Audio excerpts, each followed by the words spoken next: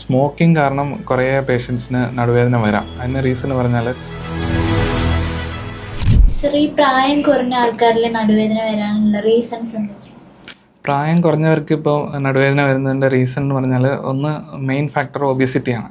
പിന്നെ ഉള്ളത് സ്മോക്കിംഗ് കാരണം കുറേ പേഷ്യൻസിന് നടുവേദന വരാം. അതിന് റീസൺ പറഞ്ഞാൽ ഈ നട്ടലിന് സപ്പോർട്ട് ചെയ്യുന്ന ലിഗമെൻറ്റ്സ് അതിന് ബിൽഡപ്പ് ആയിരിക്കുന്നത് കൊലാജൻ എന്ന് പറയുന്ന ഒരു സ്ട്രക്ചർ കൊണ്ടാണ്.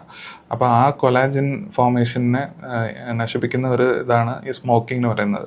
അപ്പോൾ ആ ഒരു സപ്പോർട്ടിംഗ് സിസ്റ്റം ഇല്ലാത്തതുകൊണ്ട് സ്ലിപ്ഡ് ഡിസ്ക് അല്ലെങ്കിൽ ഏർലിയർ ഡീജനറേഷൻ വരാനുള്ള സാധ്യത കൂടുതലാണ്. അതുകൊണ്ടാണ് ഈ കാലത്ത് നമ്മൾ ചെറുപ്പക്കാരുകൾക്കും ലോ ബാക്ക് ഏക്ക് അധികം വരാനുള്ള റീസൺ ആയിരിക്കും. പിന്നെ ഉള്ളത് ഇംപ്രോപ്പർ വർക്കൗട്ട്സ്.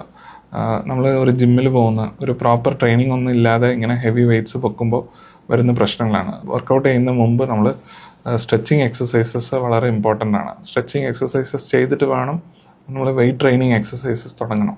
അപ്പോൾ ഇങ്ങനെ ഒരു സപ്പോർട്ട് ഇല്ലാതെ ചെയ്യുമ്പോഴാണ് ഈ slipped disc or disc herniation വരുന്നത്. അത് കാരണം ന്യൂറോളജിക്കൽ സിഗ്നിഫിക്കൻറ്റ് സിംറ്റംസ് വരാം.